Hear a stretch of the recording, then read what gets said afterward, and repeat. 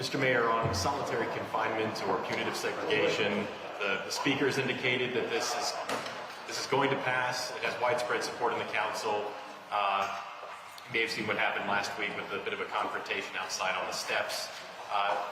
Where are you on this concept of punitive segregation, and when this bill passes, what will be your reaction to it? Well, first of all, I'm glad that you said solitary confinement, punitive segregation, because people tend to keep reporting that I'm in support of solitary confinement. And by you saying both, this clears up. I believe in people who are violent and dangerous should be removed from population. That's what we do on the streets. You slash someone on the street, you don't allow them to stay among innocent people.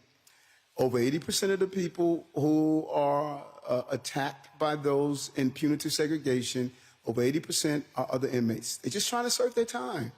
And they are assaulted by a small number of inmates.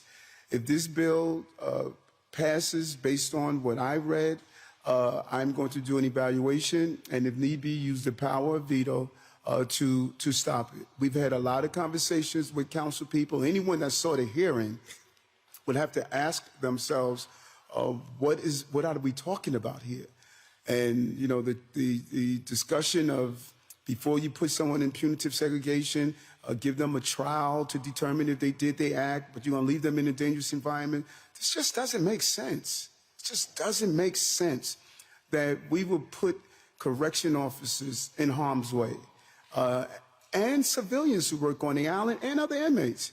And so I just think the council should really think through this bill before they make that decision. And we have been speaking with council people, and I believe the conversations are going fairly well.